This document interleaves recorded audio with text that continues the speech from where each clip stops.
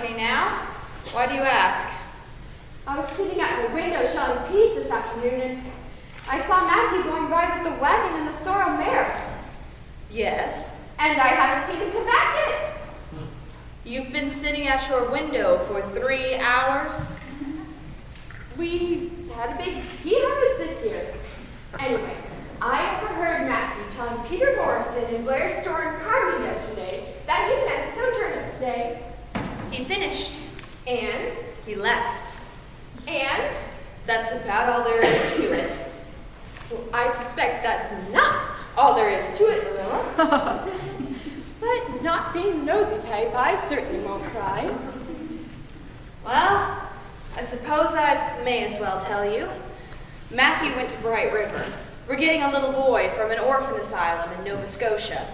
He was to come in on the 5:30 train. They should be along soon. Sit and have some tea, Rachel. I'll sit, but no tea, thank you. I'm much too flabbergasted. Are you in earnest, Marilla? We've been thinking about it for some time. Matthew's getting up in years, and his heart troubles him a good deal. So we sent for an orphan boy, old enough to do some chores right now, but young enough to be trained up proper. Well, Marilla, I'll tell you plain, I think you're doing a mighty foolish thing. Letting a strange child into your home like that, not knowing a single thing about him.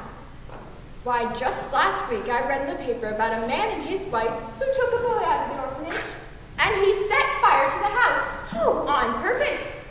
And I heard of another case where an adopted boy sucked all the eggs he gathered. But the worst one, they say that over in New Brunswick, an orphan poured poison down a well, and the whole family died in fearful agony. Only it was a girl in that instance. Oh, well, we're not getting a girl. Matthew's afraid of them, and I'd never dream of bringing one up. Well, I can't wait to see how all this comes out. Look, there's Matthew, the boy who we have now. It's hard to tell in this light, but it looks like the first thing you're going to have to do is give him a haircut. I'll just slip out the side door and let you and Matthew be alone with the new boy. I won't breathe a word of this. I'll let you two break the news. Marilla, if I were you, I'd keep the lid fastened real tight over the well.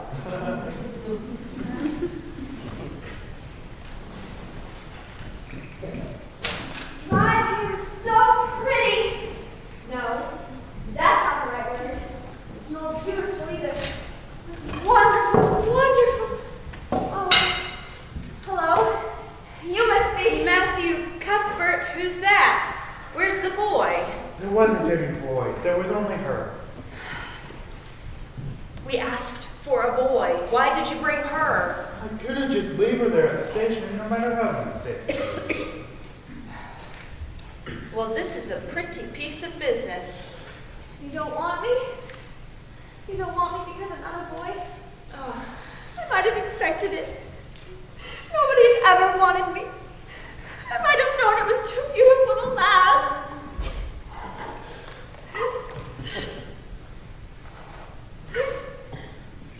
Oh.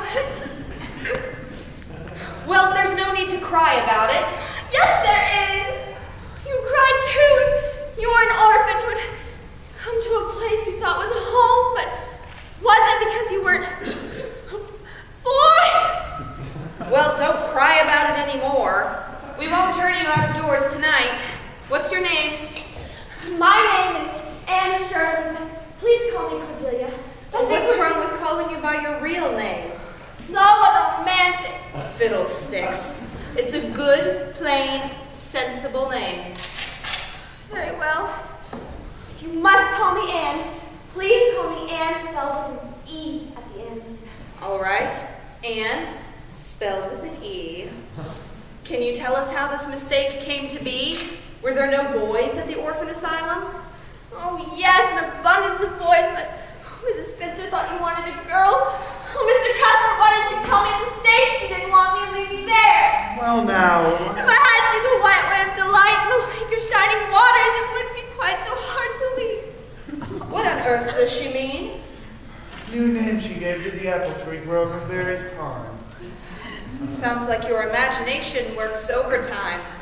Come upstairs and I'll show you where you can sleep tonight. Then we'll have some supper. I won't have any, thank you. I can't eat when I'm in the depths of despair. Can you? Well, I've never been in the depths of despair, so I can't say. Couldn't imagine what it would be like. I've got my hands full handling the real things in life. I've got no time for imagination. Come on. You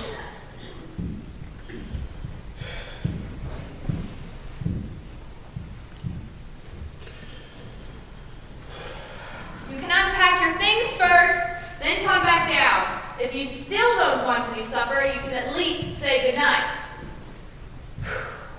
We'll send her back to the orphanage in the morning.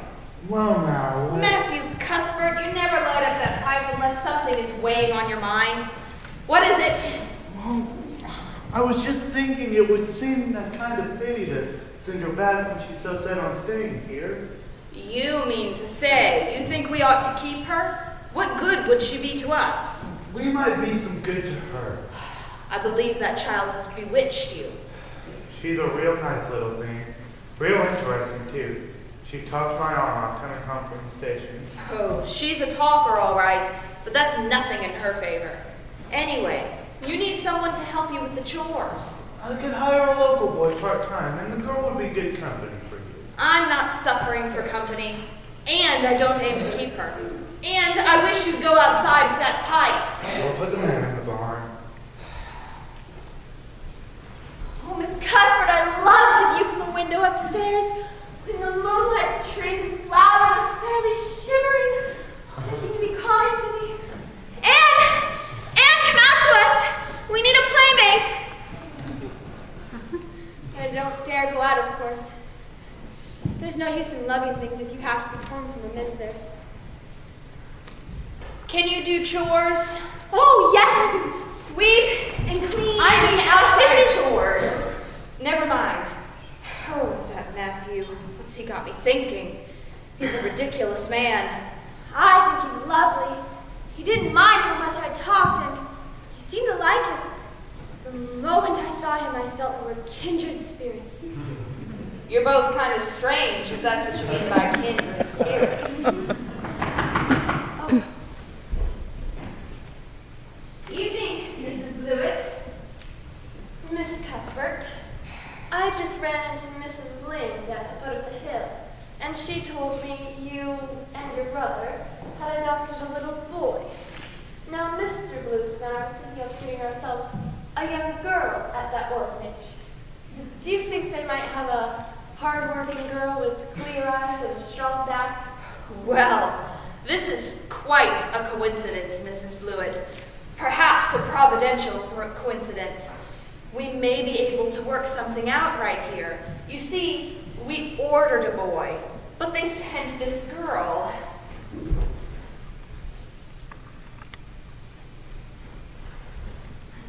Not very stout-looking, but wiry. That'll do, I guess. If I take you, you'll have to be mighty good and smart and respectful. I'll expect you to earn your keep. Make no mistake about that. I've got a large family, and they quarrel a lot, and the baby's awful fractious. Yes, you can take care of a whole lot for me. I will take her off your hands, Miss Cuthbert. If you like, I can take her home right now. Well, that might be a good thing for Matthew and me to think about. You see, we haven't absolutely decided we wouldn't keep her. We'll let you know tomorrow. Well, I suppose that'll do. Good night. Oh, Miss Cuthbert, did you really say that perhaps you'd let me stay at Green Gables? just perhaps, and no more. Although Mrs. Blewett certainly needs you more than I do. I'd rather go back to the orphanage and live with her. Oh, please let me stay. I'll do anything you ask of me. Well, you might start by going upstairs and getting dressed for bed. And don't forget to say your prayers. I don't know You've never been taught to say prayers? You love God, don't you? Well, he gave me red hair, so I never cared for him very much. Young lady! I can see right now you're going to need some strong religious training. And we're going to start right here with your prayers. Kneel down here with me. Repeat after me. Now I lay me down to sleep. Now I lay me down to sleep. Why must we kneel to pray? Wouldn't we be closer to heaven standing up? Sorry, Miss Cuthbert, what comes next? I pray the Lord my... Oh, you're old enough to pray for yourself. Ooh. Just thank God for his blessings and ask him humbly for the things you want. Okay. Dear Father, I thank thee for the white way of delight and the lake of shining waters.